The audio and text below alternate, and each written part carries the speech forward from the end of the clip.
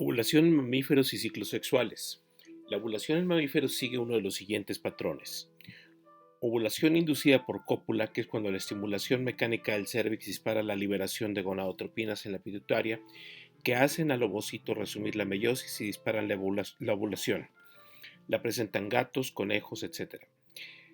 O tenemos también la ovulación en patrones periódicos, en la cual las variaciones en el fotoperiodo inducen liberación hipotalámica de factores liberadores de gonadotropinas y la hipófisis libera hormona folículo estimulante y hormona luteinizante que regulan la ovulación. Cuando la ovulación es en patrones periódicos, tenemos los llamados ciclos sexuales, el ciclo estral y el ciclo menstrual. El ciclo estral lo presentan la mayor parte de los mamíferos y encontramos en él cambios citológicos en el epitelio vaginal. Consta de proestro, estro, metaestro, diestro y anestro. Y la receptividad sexual se limita a la etapa llamada estro o calor, que es cuando se da la cópula. En el proestro es un periodo de preparación para la cópula caracterizado por altos niveles de estrógenos. El estro, hay una súbita disminución de estrógenos, el aumento de progesterona, el pico de la hormona luteinizante y se da en ese momento la ovulación y posiblemente la cópula. El metaestro es un periodo de formación del cuerpo lúteo. El diestro es un periodo de actividad plena del cuerpo lúteo. El anestro es una pausa entre dos ciclos estrales. Podemos observar que en el proestro hay predominio de células en el epitelio vaginal, pues que están proliferando. Las vemos redondas con su núcleo aparente. En el estro ya vemos células queratinizadas, cornificadas, llenas de queratina, bordes angulosos, núcleo menos aparente. Y en el metaestro vemos un poco de ambas células, pero vemos predominio de células del sistema inmune.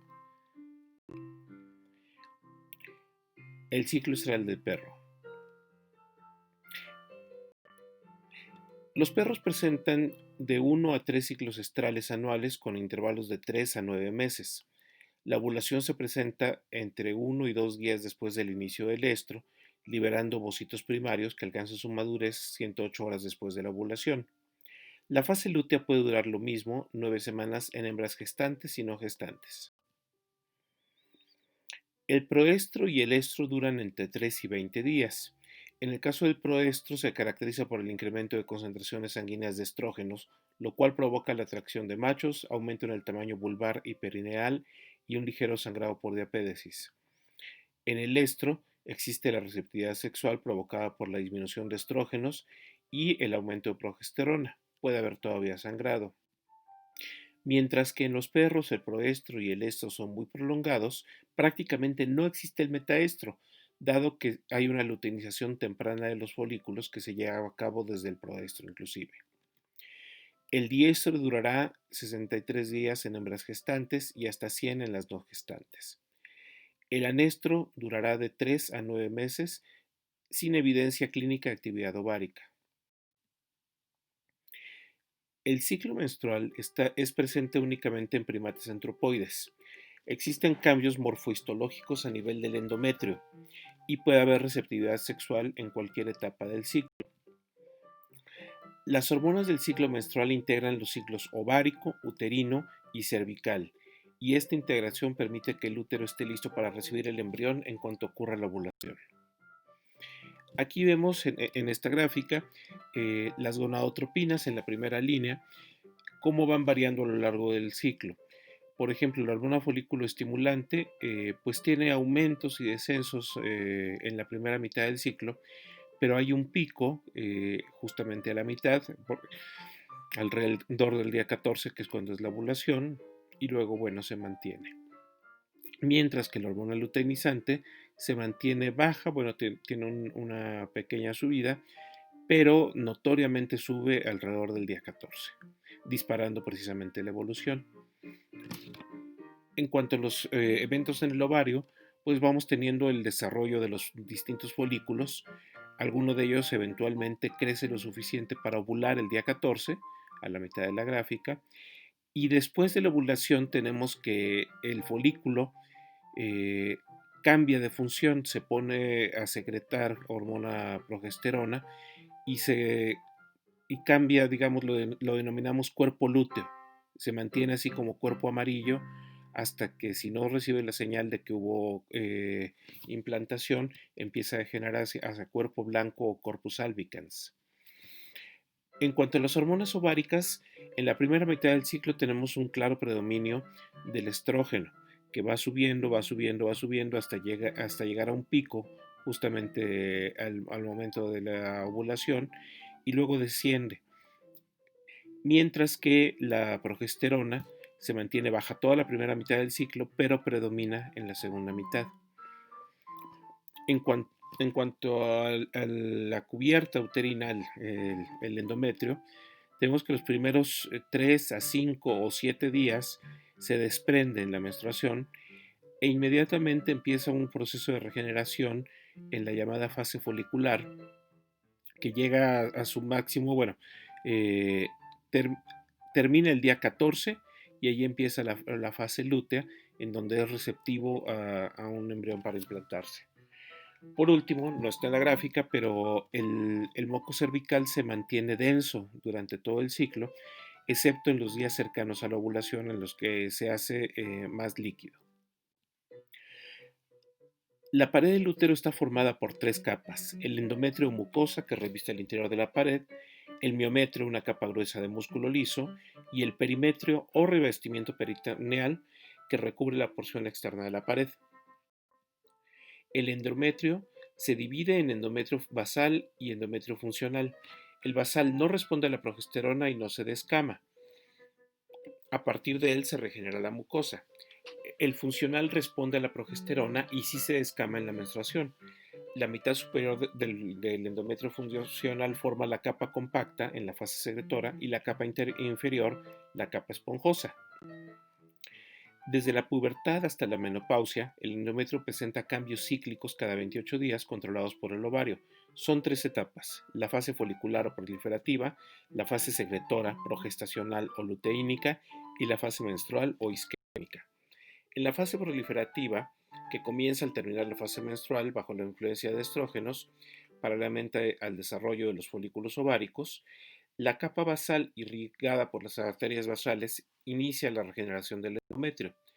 En la fase secretora o luteínica, que inicia 2 o 3 días después de la ovulación, en respuesta a la progesterona producida por el cuerpo lúteo, las glándulas uterinas se desarrollan, las arterias se hacen tortuosas y el tejido endometrial se torna suculento, reconociéndose claramente una capa compacta superficial, una capa esponjosa intermedia y una capa basal delgada.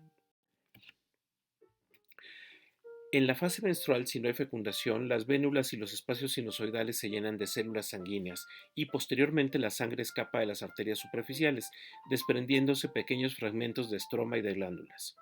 Durante 3 a 5 o 7 días, las capas compacta y esponjosas son expulsadas y solamente se conserva la capa basal del endometrio, que no responde a progesterona. Los efectos de los estrógenos en el ciclo menstrual. La proliferación y la vascularización del endometrio depende precisamente del aumento gradual de la concentración de estrógenos. Paralelamente a ello, mientras van aumentando los estrógenos, se va adelgazando el moco cervical. Al disminuir la producción de hormona folículo estimulante en la pituitaria a través de la producción de inhibina y del incremento de los receptores AFSH en la granulosa, a bajas concentraciones, los estrógenos inhiben la producción de hormona luteinizante, pero a altas concentraciones estimulan su producción. En grandes concentraciones y por periodos largos, los estrógenos interactúan con el hipotálamo para que produzcan factores liberadores de gonadotropinas. Resumen: las diferencias entre el ciclo estral y menstrual son las siguientes. En el ciclo estral lo encontramos presente en la mayor parte de los mamíferos, mientras que el menstrual son únicamente en primates antropoides.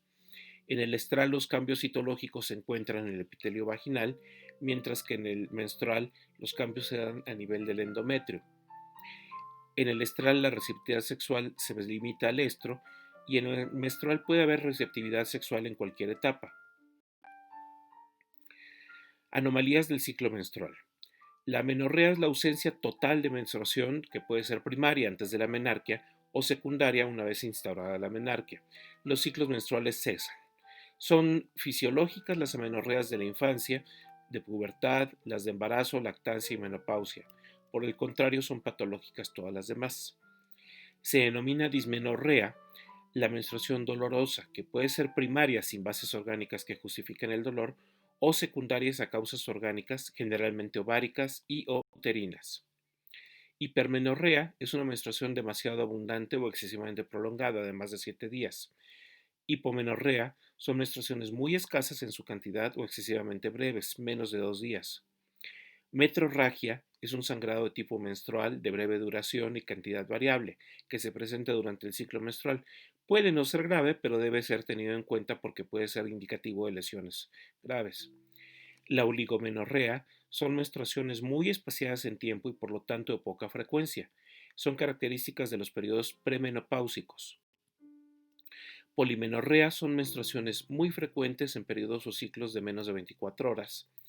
El sangrado genital premenárquico generalmente es un signo de desarrollo genital precoz, a excepción del que se observa en algunas recién nacidas por la bajada súbita de niveles estrogénicos de la vida fetal al momento del parto. Por último, el sangrado genital posmenopáusico es el sangrado que aparece como mínimo 6 meses después de la menopausia o de la última menstruación.